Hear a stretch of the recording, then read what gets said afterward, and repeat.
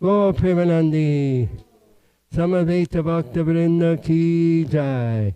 All glories to the assembled devotees. All glories to the assembled devotees. All glories to the assembled devotees. All glories to Shri Shri Guru and Gauranga.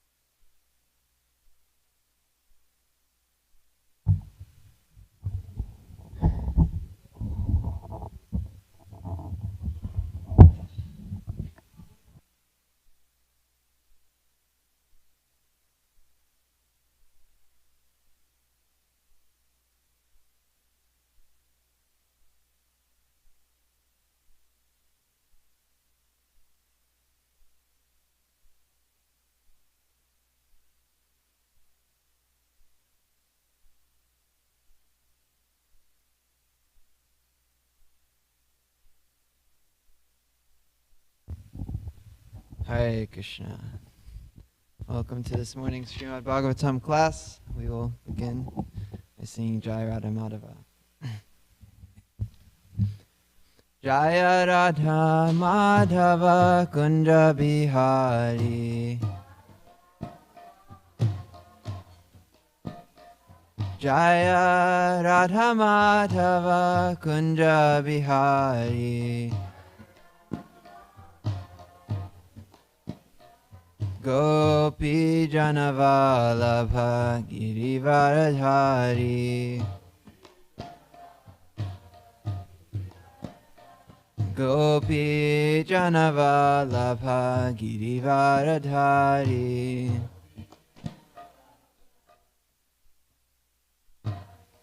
Yashodanandana Braja Janaranjana. Yashodanandana Braja Janaranjana. Yamuna Tiravanachari. Yamuna Tiravanachari. Jaya Radha Madhava Kunja Vihari.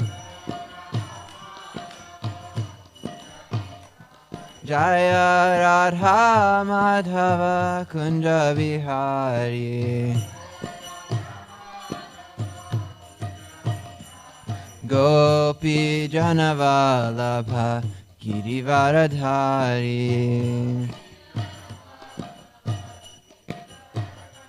Gopi Janavalabha Girivaradhari.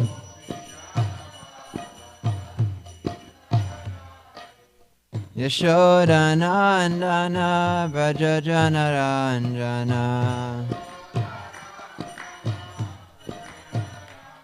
Yashodanandana Braja Janaranjana. Yamuna Tiravanachari. Yamuna Tiravanachari.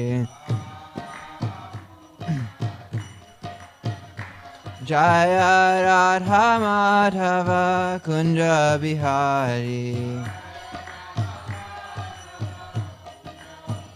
Jaya Radha Madhava Kunja Bihari. Jaya Jaya Prabhupada, Prabhupada, Prabhupada, Jaya Prabhupada.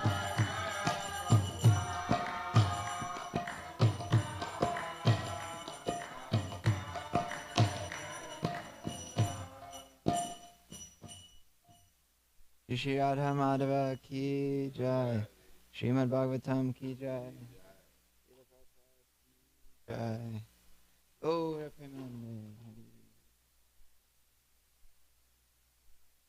Om Namo Bhagavate Vasudevaya.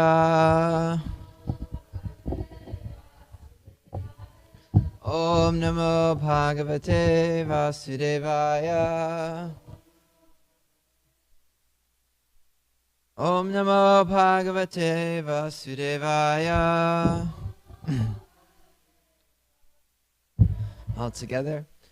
Narayanam namaskritya naram chaiva narottamam devim saraswatim vyasam tato jayamudirayat.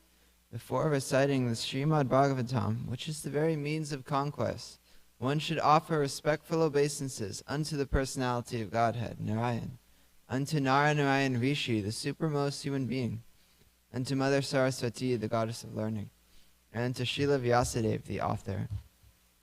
Nashtapayeshu abhadreshu nityam bhagavata sevaya bhagavati uttama shloke bhaktir bhavati naishtiki. By regular attendance in classes on the Bhagavatam, and by rendering of service to the pure devotee, all that is troublesome to the heart is almost completely destroyed, and loving service unto the personality of Godhead, who is praised with transcendental songs, is established as an irrevocable fact. Om Jnana Timirandasya Gyananjana Shalakaya Chakshun Militam Yena Tasmai Shri Gurave Namaha. I was born in the darkest of ignorance, and my spiritual master opened my eyes with the torchlight of knowledge. I offer my respectful obeisances unto him. Thank you.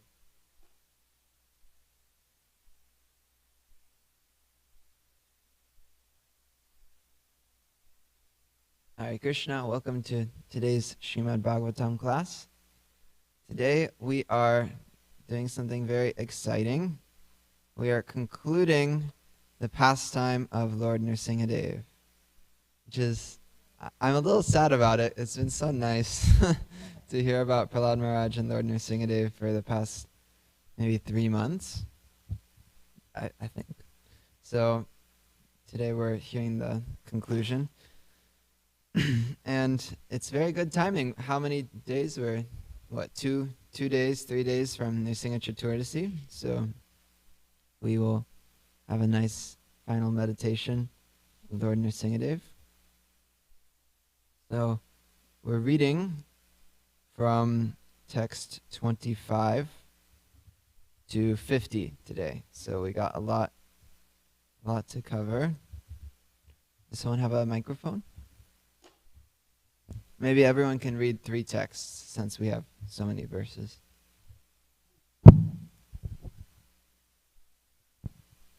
Text 25.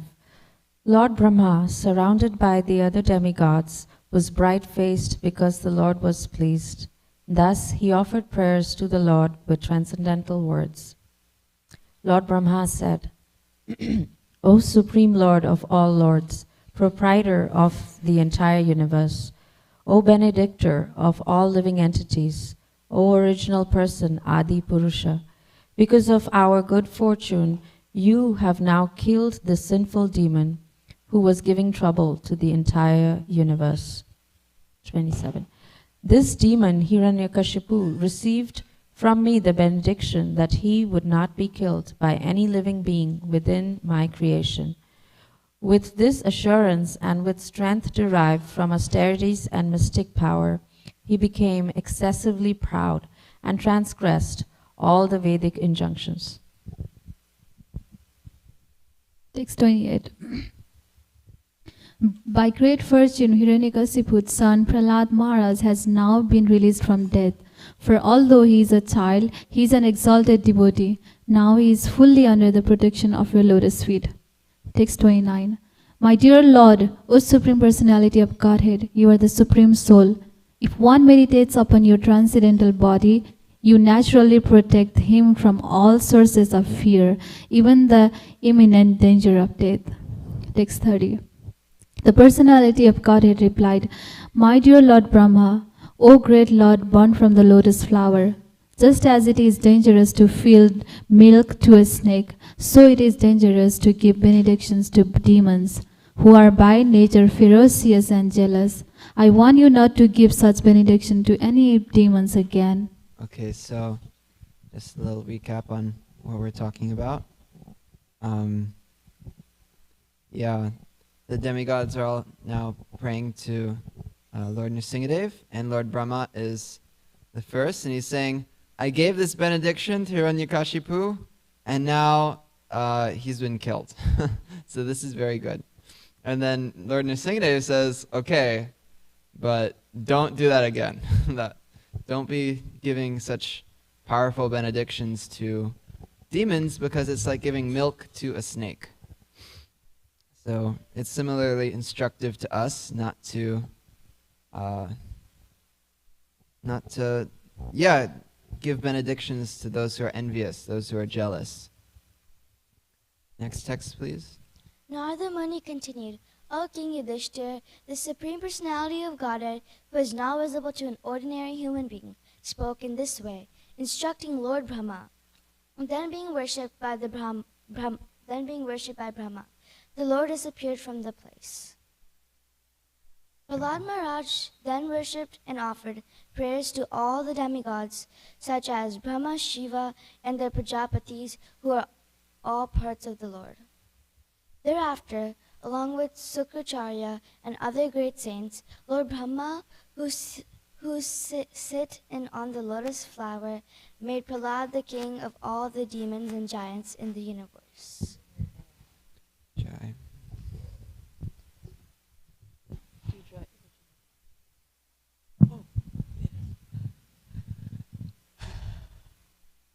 O King Yudhishthira, after all the demigods, headed by Lord Brahma, were properly worshipped by Prahlad Maharaj, they offered Prahlada their utmost benedictions and then returned to their respective abodes. Thus the two associations of Lord Vishnu, who had become Hiranyaksa and Hiranyaksupa, the sons of deity, were both killed. By illusion they had thought that the Supreme Lord, who is situated in everyone's heart, was their enemy. Wow. Being cursed by the Brahmanas, the same two associates took birth again, as Kumbhakarna and the 10-headed Ravana. These two Rakshasas were killed by Lord Ramakandra's extraordinary power. Thank you. Next.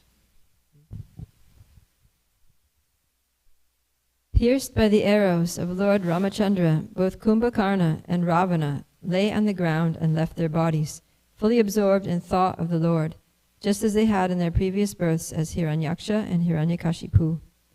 They both took birth again in human society as Shishupal and Dantavakra, and continued to stay in the same enmity towards the Lord. It is they who merged into the body of the Lord in your presence.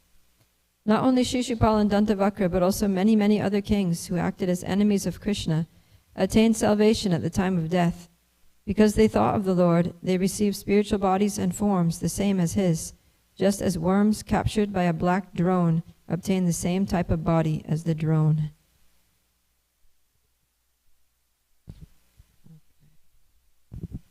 So just 10 more texts and then we'll get into the verse. Text 40. By devotional service, pure devotees who incessantly think of the Supreme Personality of Godhead receive bodies similar to his. This is known as Sarupya Mukti. Although Shishupal, Dantavakra, and other kings thought of Krishna as an enemy, they also achieved the same result. You can read 3 texts. Text 41. Everything you ask me about how Shishupal and others attained salvation, although they were inimical, has now been explained to you by me.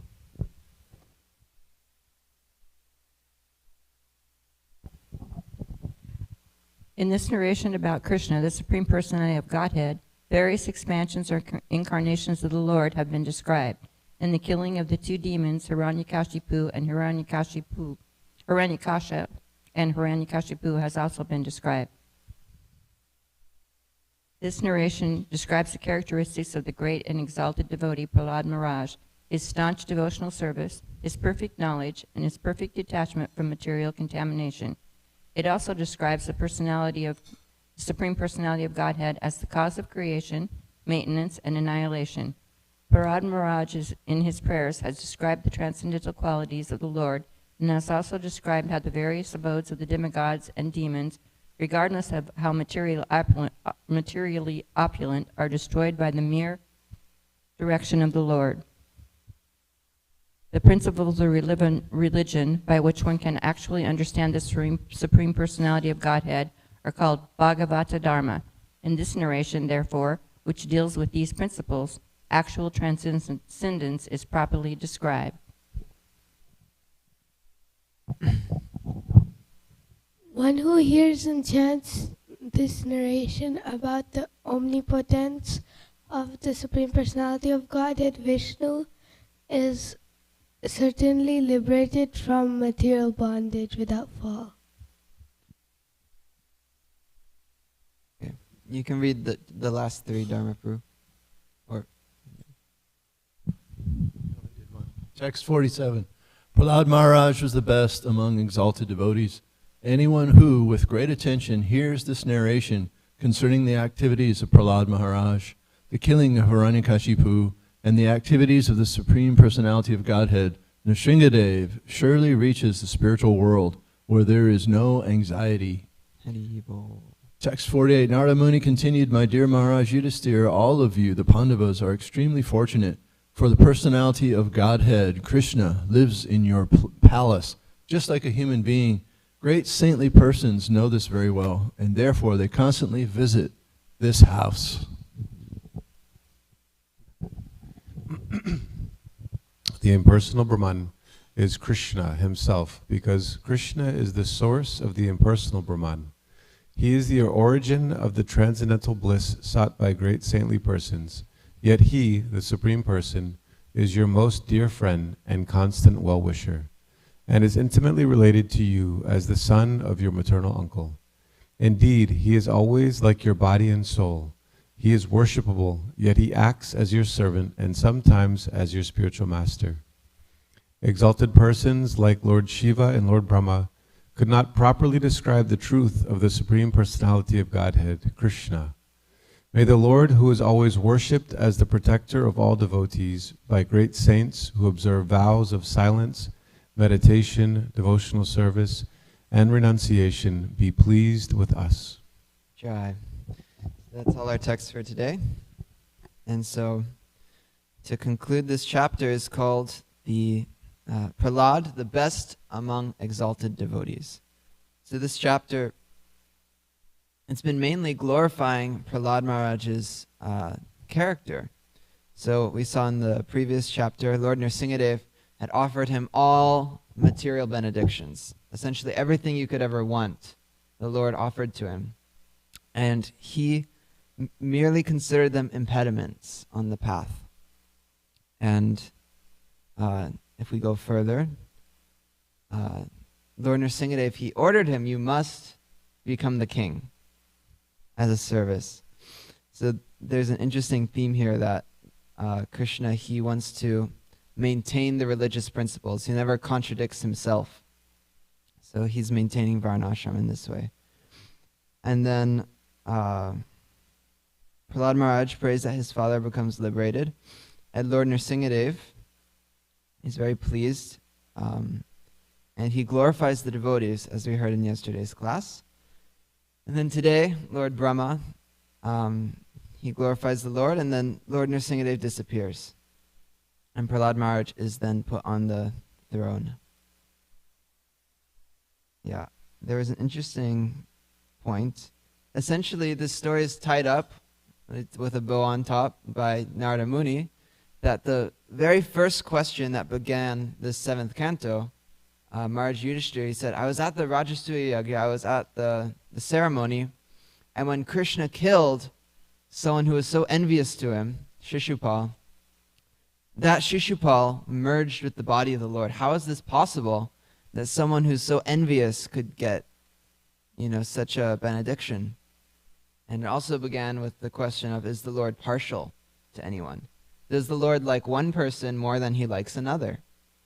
So this whole story was just to narrate the point that even to the enemies of the Lord, those who reject the Lord, he still is merciful to them. He still brings them to him. And Krishna, he doesn't pick any favorites, but one who is a devotee of Krishna, he shows special mercy, like to the little boy Prahlad. And so I also appreciated this verse. Yeah, so not only Shishupal and Dantavakra, but also many, many other kings who acted as enemies of Krishna attained salvation at the time of death because they thought of the Lord. They received spiritual bodies and forms the same as his, just as worms captured by a black drone obtain the same type of body as the drone. Does anyone know what a black drone is? Yeah, it's a bee or like a wasp, essentially.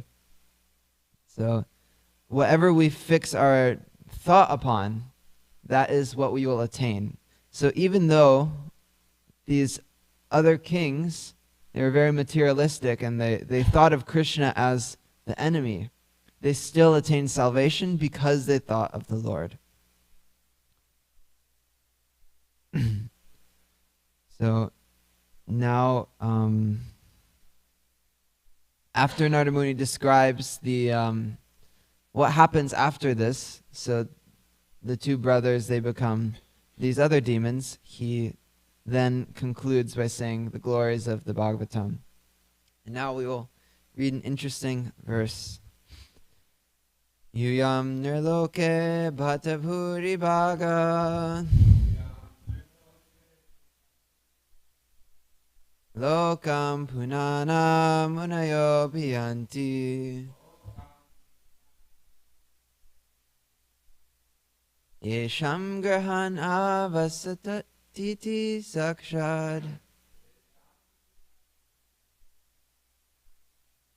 Gudham param prama manusya lingam. Please recite.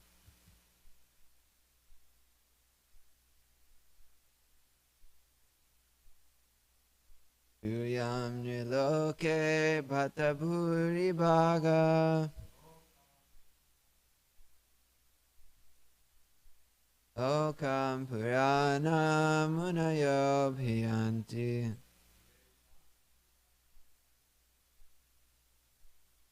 Yesham grahana vasatiti sakshad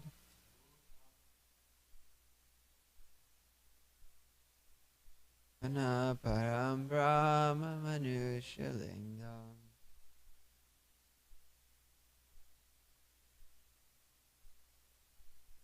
Yuyam nirloke bhatabhuri bhaga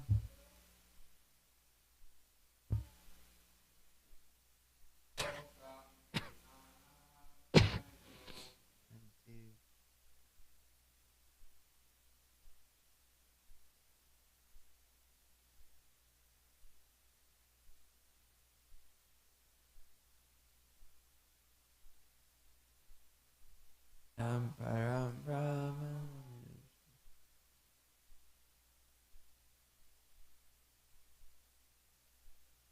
Yam nirloke bhatabhuri bhaga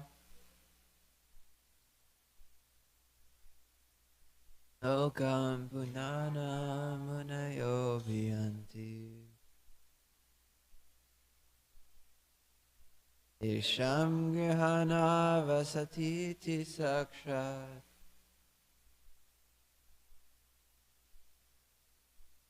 Una param brahma manushilingam.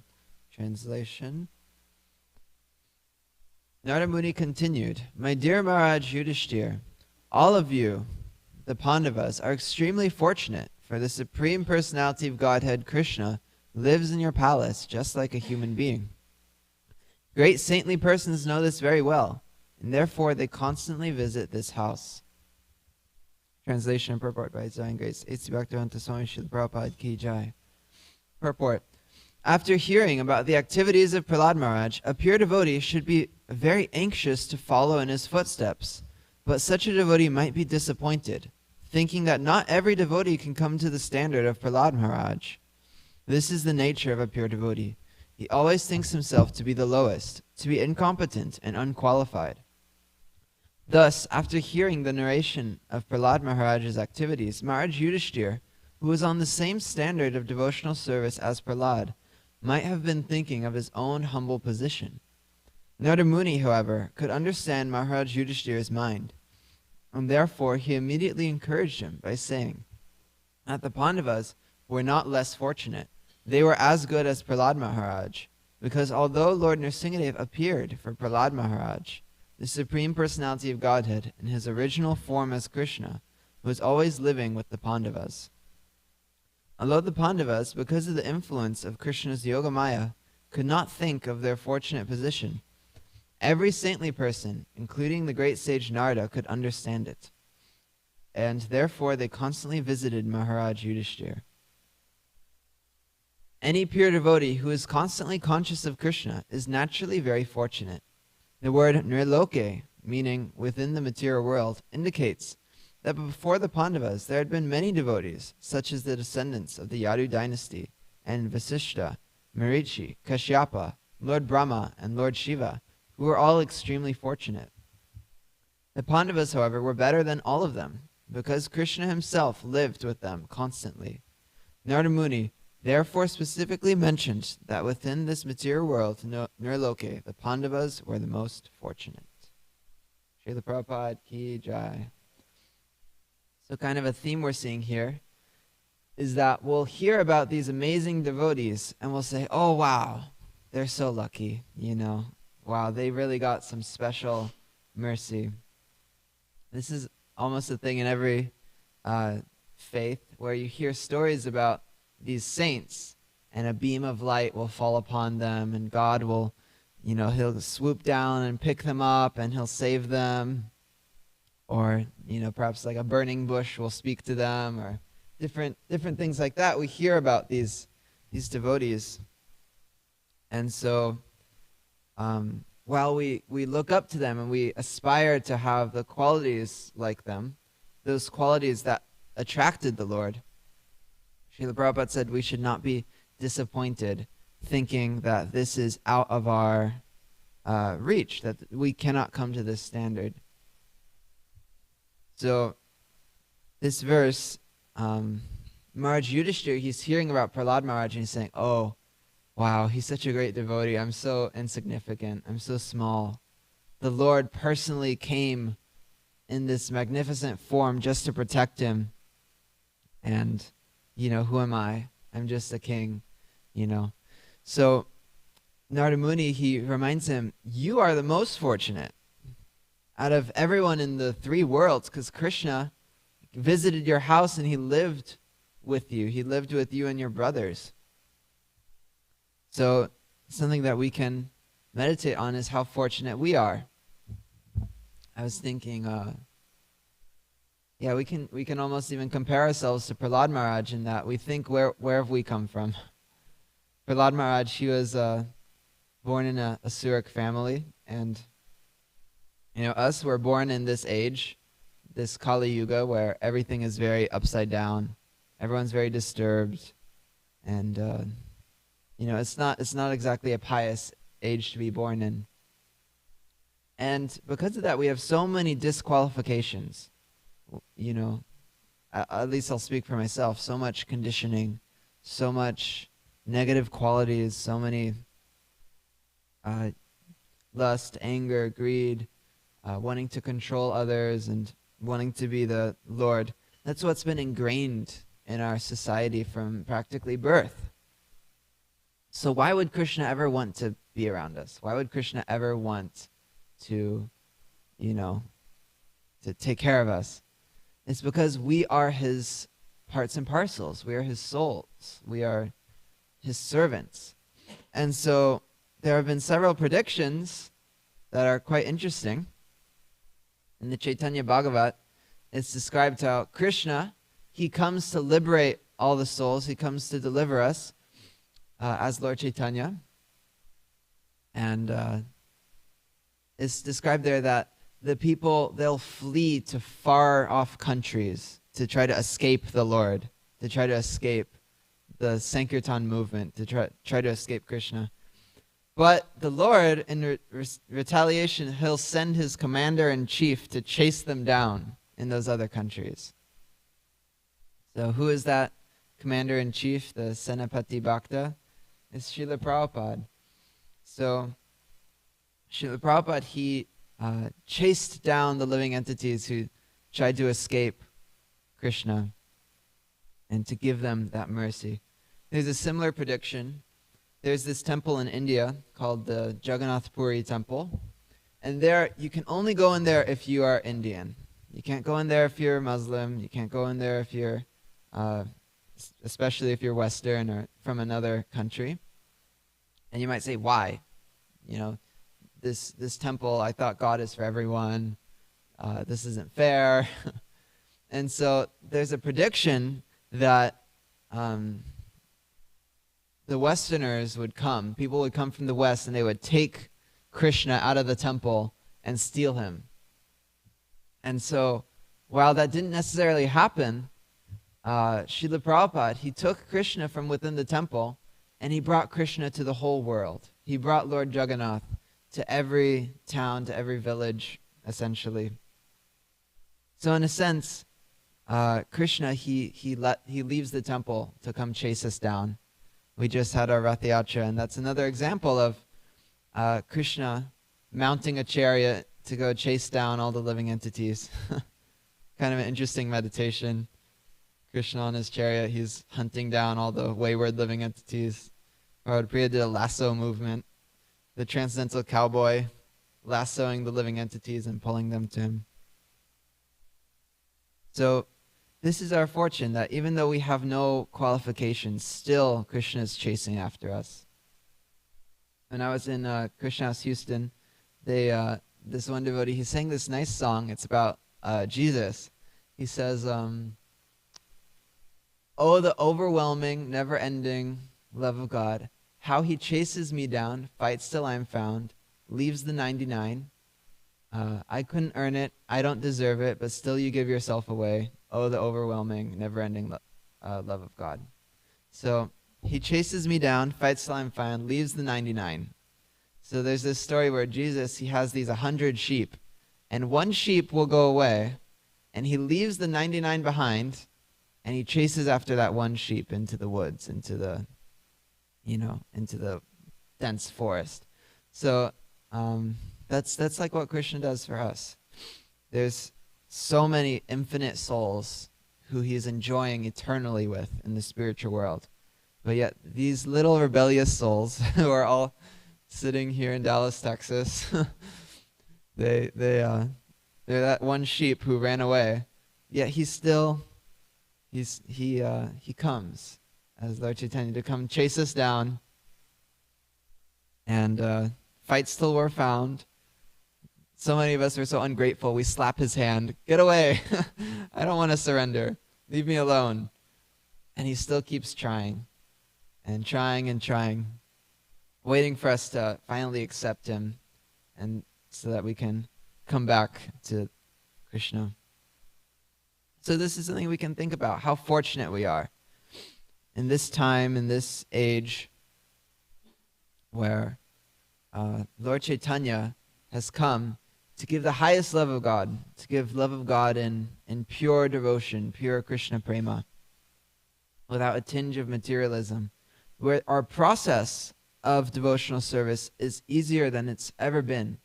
Simply by chanting, we can realize the highest goal, realize the highest truth, simply by chanting these names. And this isn't ordinary, this isn't common. Actually, if you look at the mathematics, this only happens one in every perhaps billion years. It's described how Lord Brahma, the creator of the universe, Krishna, he appears once a day at noon. And then I believe I heard somewhere that in every time Krishna comes is the time when Lord Chaitanya comes. So Krishna, he doesn't actually come every cycle. And so we're in this very special cycle of the universe. We're in this very special time where Krishna, he was only 5,000 years ago, where he gave the Bhagavad Gita and he exhibited his pastimes. And then Lord Chaitanya, he was only 500 years ago, perhaps. And then our Srila Prabhupada, who was only 50 years ago, you could say. 555. So, yeah, this is our position. The causeless mercy of the Lord. Another interesting point I read previously, perhaps not as related, but it was described, Lord Brahma, he said, you've protected us all from death. So, our karma, there's so much destined for us. There's so much that's supposed to happen in this life. Yeah, Srila Prabhupada says in the purport that a devotee may be supposed to die, but Krishna will come and he will make another arrangement. He will change it. Because Krishna isn't bound by our karma. Krishna, he's above it all. So for Krishna's purposes, he can extend our life, very long. He tells Prahlad Maharaj in this section, previous chapter, he says, may you live, extremely long. He rules the kingdom for thousands and thousands of years. So if Krishna wants, we can live so long. And if Krishna also wants, he may give us only another moment. He may, in the case of Maharaj Parikshit, in the case of, was it Maharaj Katvanga? The one who only had a moment? Essentially, there's so many things that we might deserve to have happen to us.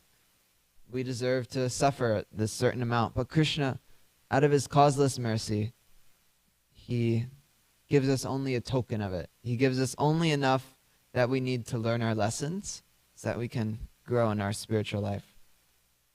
So this is the mercy of Krishna. This is the extreme fortune we have been given, which is similar to Prahlad Maharaj. Final point, but Prahlad Maharaj, he's been glorified so much because the Lord personally came out of the pillar to protect him. And there's a story of Lord Chaitanya at Shiva Sangam where he sat all the devotees around in a circle and he was saying, each devotee was sharing these stories. And I remember Prabhupada Priya was telling us this story at Shiva Sangam where this devotee, something about a boat, he was in a lot of trouble. And Lord Chaitanya was like, I protected you then. I protected you then. I protected you at that time.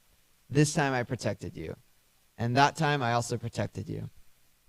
He was revealing to the devotees how he's been so intimate in each of their lives. Every interaction, every, not a blade of grass was moving that wasn't controlled by Krishna in their lives. And so this is also true in our lives, that Krishna, he's very intimately guiding us. He's practically holding our hand. He's within our heart. And he is never going to leave us. He's never left us. Even in our body as a roach, even in our body as a worm, even in our body as a demigod, and even in this human body, all the ridiculous things we do, all the silly stuff, all the, shameful things, embarrassing moments, Krishna, he doesn't leave. He doesn't say, okay. Actually, my sister, whenever we would watch movies, if there was a moment where it was very cringy, she couldn't bear it. She would have to walk out. She would say, I can't watch this. And she would cover her face and run out of the room. But Krishna, he doesn't do that. Even when we are so embarrassing, even when we mess up so bad, Krishna, he's like, I'm going to sit through this. I'm going to sit through this movie. So it's 8:17. We can share any discussion points we have, any thoughts, comments, or questions. Hare Krishna, thank you for a very good class, Drista. That was very good. Thank you. I have a question for you. You said that in the beginning of the chapter, which we know that it starts out saying that Krishna doesn't show favorites, that he doesn't, that he's equiposed to everyone. But in the end of 48, it says, Lord Brahma and Lord Shiva, who were all, the Pandavas, however, were better than all of them because Krishna himself lived with them constantly. Narada Muni therefore specifically mentioned that within this material world, the Pandavas were the most fortunate. It kind of sounds like he's showing favors there. So can you explain that? Yeah. So, yeah, if anyone else also wants to answer too, please feel free. But Krishna, he says in the Bhagavad Gita that I am partial to no one, but he who renders service unto me in devotion as a friend is in me, and I am also in them. Essentially, I remember getting a little tripped up about the last sentence. Who is a friend is in me, and I am also in them. So Krishna, he is impartial in the sense that however you want Krishna in your life, he'll respect that. He will, if you want to try to be God, if you want to try to be the supreme controller, okay, here, try your luck. And that's why we have these bodies. And if you want to serve God, he'll say, okay, I'm here 100% for you. So the Pandavas, they were so dear to Krishna because they loved Krishna so much. They were so fortunate because of their devotion. So, while Krishna, you could say he does pick favorites, but it's not random. He simply reciprocates with those who make Krishna their favorite. I was thinking once, if I put my japa or my spiritual practice at the bottom of the list of my priorities in the day, what can I expect Krishna to put me at his list of priorities, Krishna has a certain list of how many devotees there are and which ones need his mercy the most. And if I put Krishna at the top of my day, Krishna reciprocates. And if I put Krishna as, I have so many things to do, I'm so busy, I need to talk to this person and call that person and go here and do that. And I don't value my time with Krishna. I'm not attentive with my time with Krishna. That's part of Krishna being a person, is that he says, okay, I'm kind of getting some vibes here, getting some mixed signals. Do you really want me this present in your life? So Krishna, he may take a step back if we are giving those indications to him. Krishna, please take a step back in my life. Does that help at all? Very good. Thank you. Very nice answer. Thank you. Any other comments on this?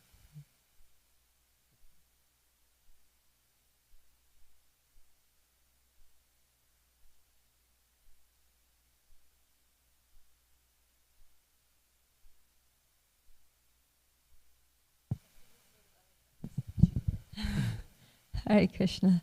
Hare Krishna. Well, yeah, when you were talking about how, Krishna's controlling everything, and it reminded me of our mantra night discussion last night, because we were looking at the verse, Ishvara Parama Krishna Satchidananda Vigraha Anadir Adir Govinda Sarvakarana Karanam, which talks about how Krishna is the supreme controller, but also he's Satchid Ananda Vigraha. So he controls everything, but he does it in such a way to give everyone happiness, because Satchid Ananda, and his name is Govinda, which means who gives pleasure to the senses, gives pleasure to the cows. So, Krishna's not a ruthless, manipulative, corrupt controller like the ones we know in the material world, but he's loving and affectionate and playful and adventurous, and he's super fun. So whenever Krishna's controlling, which is all the time, then it's going to be an adventurous journey. It's going to be, a lot of fun. So it's just a question of, are we going to accept Krishna's control and have a good life, or are we going to reject Krishna's control and fight against him and experience the opposite, which is a lot of suffering? But Krishna actually wants to give pleasure to everyone. That's why he's called Govinda. So, yeah, I thought that kind of like connected nicely here. Yeah, thank you. I was wondering, did you have any thoughts about the class today?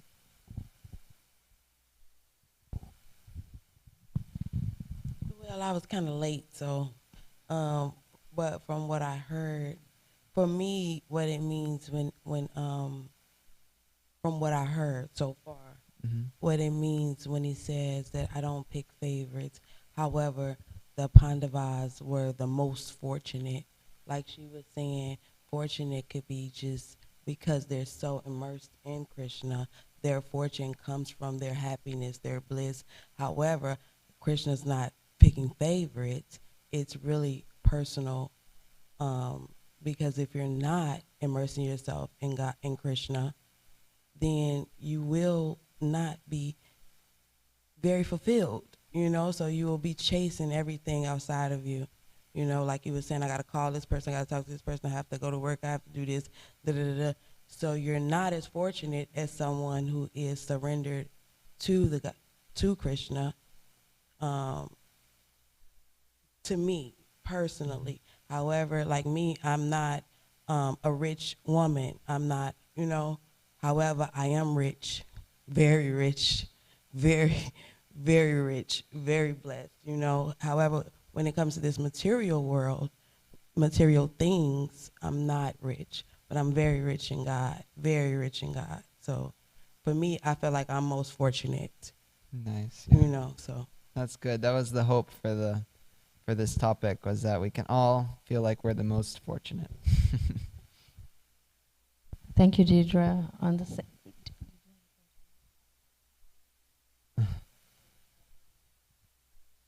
Thank you. Yeah, I was just kind of reflecting on Maharaj Yudhisthira's response because, it's kind of like a human nature, human psychology, that we hear about someone else's glories and it makes us feel bad about ourselves. You know, this person's so great. Oh, I'm so useless. Just the mind goes that way. It's the nature of the mind, right? That this person, we don't think this person's so great. Let me just be inspired and following in their footsteps. But it's the other. This person's so great, and so compared to them, I'm, you know, incompetent and hopeless. So I was just wondering if,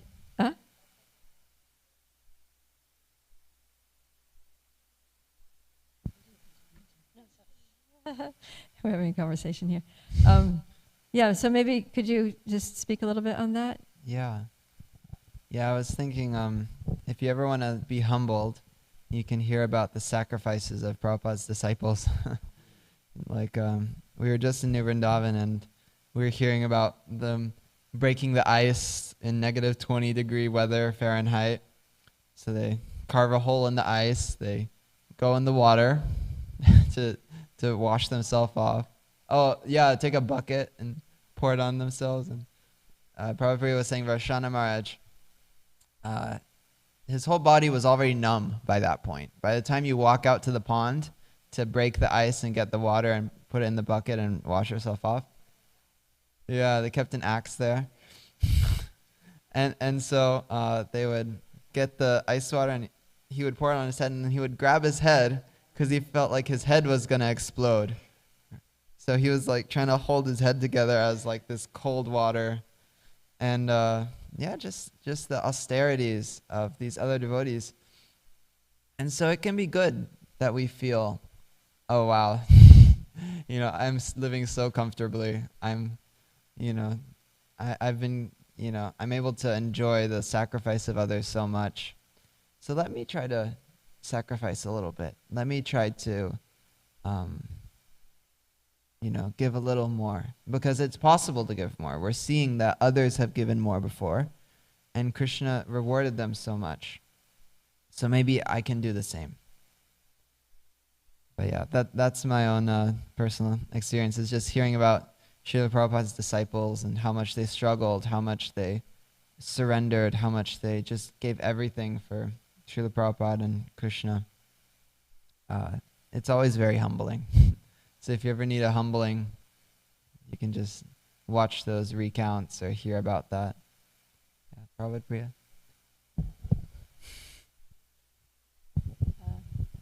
Yeah, I was just thinking that sometimes we can not appreciate or acknowledge or be aware of the way that we're blessed, right? That was it. Whoever's talking there to Maharaj Yudhisthira, Narada Muni. He's like, no, you're so fortunate. In fact, you're more fortunate than Prahlad because Krishna's with you. So sometimes, oh, those devotees were so empowered. They got so much mercy. They were so blessed.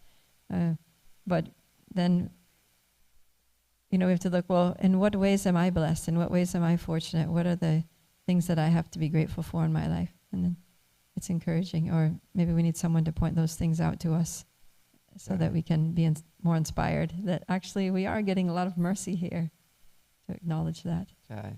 I think Krishna appreciates when we acknowledge his mercy. It's like when someone gives you a gift, someone helps you, you acknowledge that. Then, Krishna's going to give more. Anyways, yeah, we're getting so much mercy is available here all the time. Yeah. Small thought on, I think Mother Tammy had something related. But a small thought on that is, it's Krishna's mercy that I didn't have to do that. Because if I had to take the axe and make the hole in the ice and get the water, I would have probably died. And I would definitely be very disturbed and having a very hard time chanting attentively in negative 20-degree weather with my feet sticking to the floor from the ice and so many things like that. So yeah.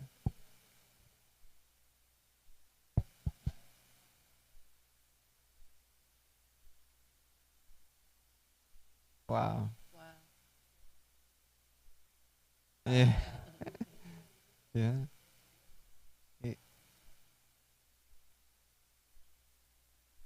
Yeah. Mother Tammy? I was, when you were talking about the times when Krishna was saying, I protected you here, and I protected you there, and I protected you there, it made me think of the piece called Footprints in the Sand, where there's two footprints in sand all the time, and then all of a sudden, and then the follower says, but how come in my hardest times there's only one set of footprints? And the Lord says, because those are the times I carried you. And I think that, it's hard for us to fathom what our lives would be like if Krishna wasn't always protecting us. We can't even, we have rough times, but we don't think about that even in those rough times, the Lord is carrying us. So I thought that was very good. You brought that up. Okay, Nisinga Rupaprabhu, and then Mother Tulsi Saki had something, I think.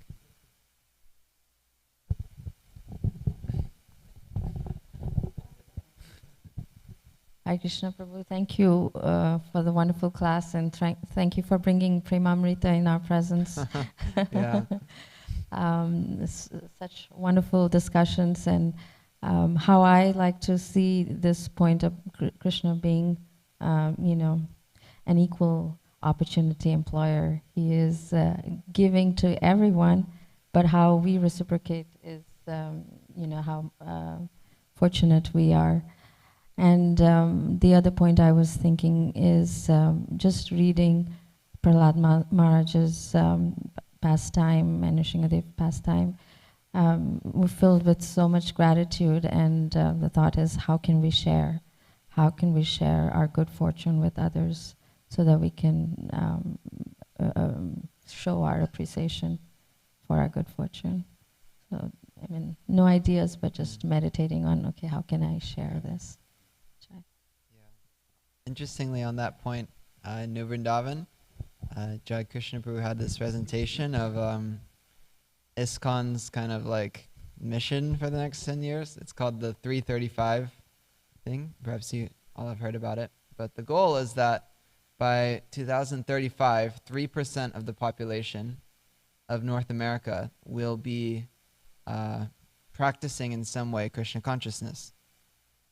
And so he was saying, that's roughly 12 million people. So definitely there's lots of infinite opportunities to share the mercy we've gotten. And in these next years, there's just going to be so many hopefully people that need help, need guidance, need support and shelter from the devotees. So,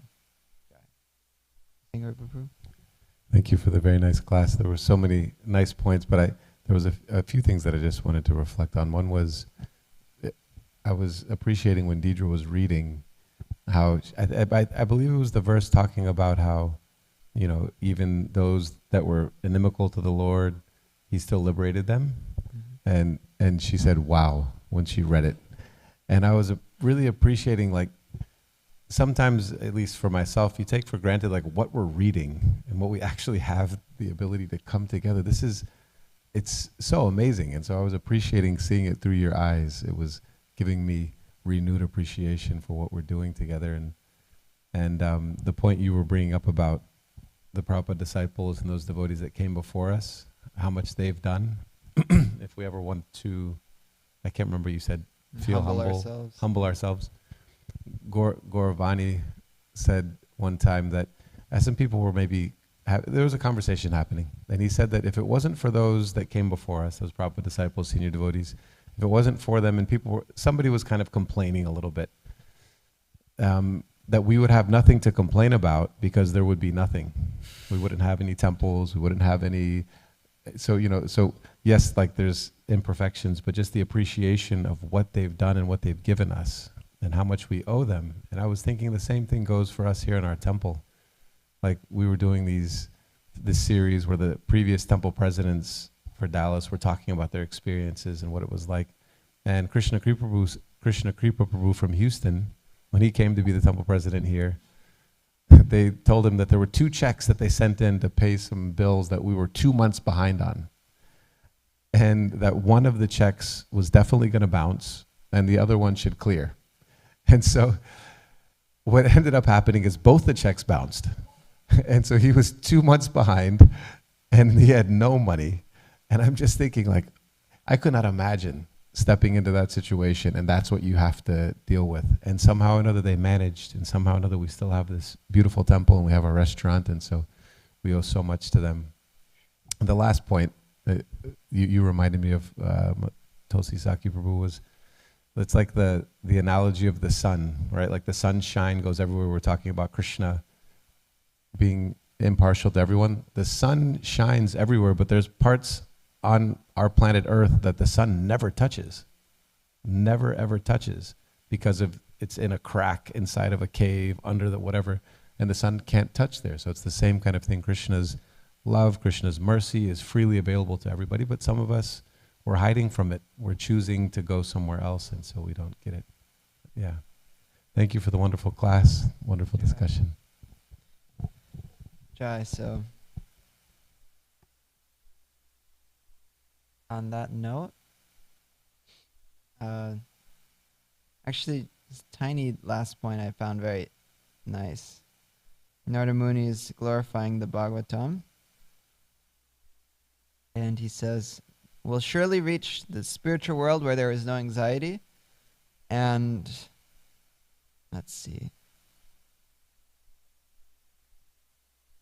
In a sense, he says that everything is in this Srimad Bhagavatam. And I had a conversation with my friend the other day. I was like, tell me one thing that isn't talked about in the Srimad Bhagavatam. And he was like, having a good material life? I'm like, no, that's in there. Tell me, becoming the king? No, that's in there. In a sense, there's nothing that you can't find in the Srimad Bhagavatam. So,